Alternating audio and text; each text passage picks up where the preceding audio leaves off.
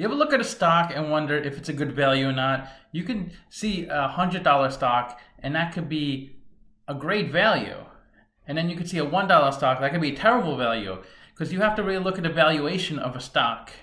And that's what we're going to do here in this video. I'm going to show you how to value a stock using a discounted cash flow model. But watch the whole video, because there's going to be a lot of pop-ups like this in the upper left-hand corner giving you good information to use not only on how to value a stock, but on this company and this industry. This is what equity analysts and large investors do. They take a company, they look at their financials, and they run it through a discounted cash flow model and identify the value of the company. That's what we call the intrinsic value. And I'm going to do that in this video. And I'm going to show you how to put the numbers into the spreadsheet, calculate the discount rate that we need to apply to the cash flows, and then also look at the ratios at the end of the video and compare to its competitors. So the company we're looking at is SL Green Realty, and this is a REIT that has office buildings and shopping centers in New York City. It owns 43 properties, and it was started in 1980 by Stephen Green. So a REIT is a company that owns, operates, and finances real estate. It was modeled after a mutual fund because what it does is collect money from investors, and then it uses that money to buy real estate properties. So it collects rent and lease payments from those properties and then shares those to the investors. It gives 90% of the money back to the investors as a dividend. And so this makes it possible for people like us to own real estate and make money off of it, as opposed to buying the real estate and managing it ourselves. So let's go to the model. So first we need the market cap, which is $4 billion, and we'll put that into the model. And then the stock price is $52.20.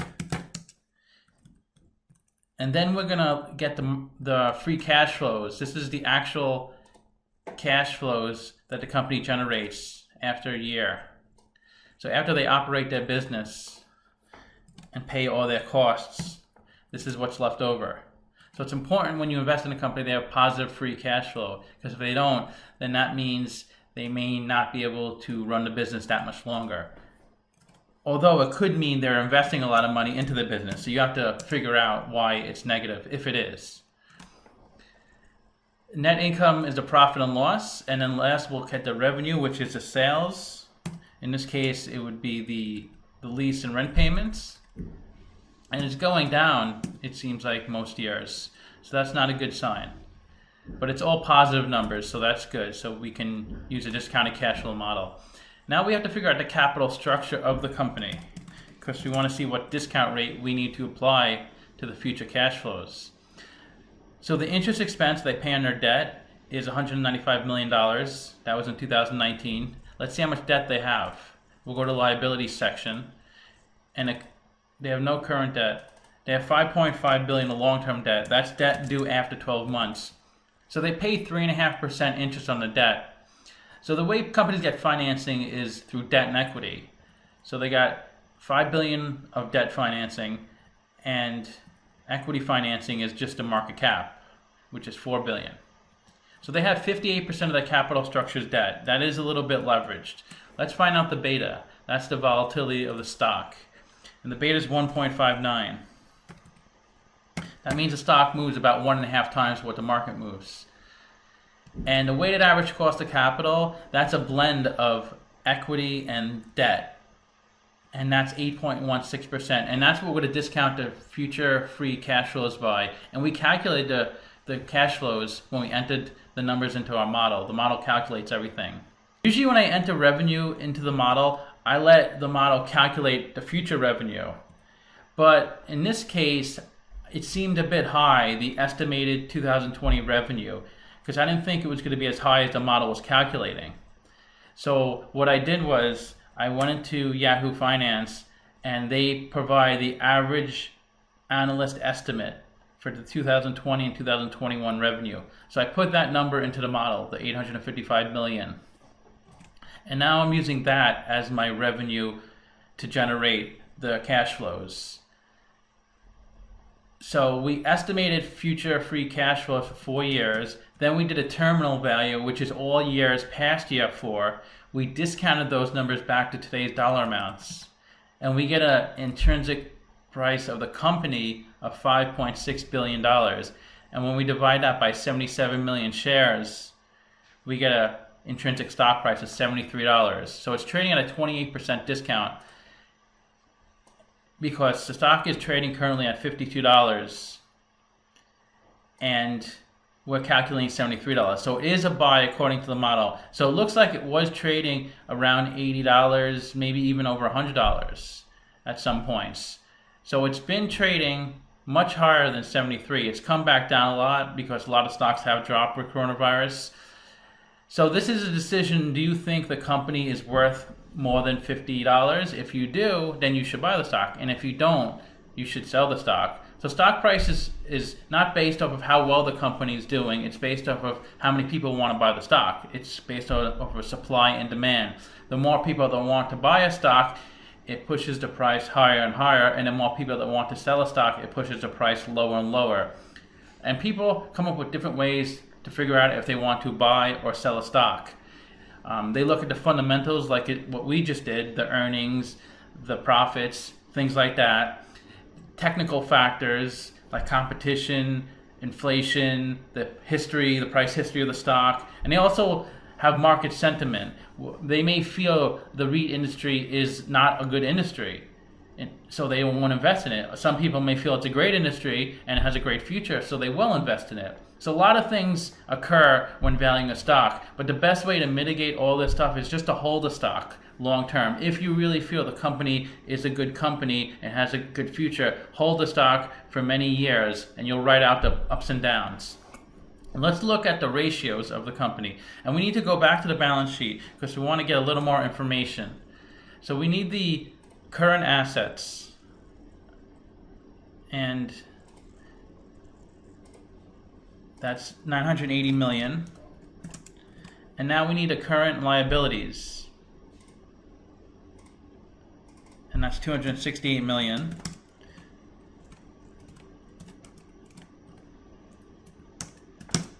Now we need the equity, which is the value of the company.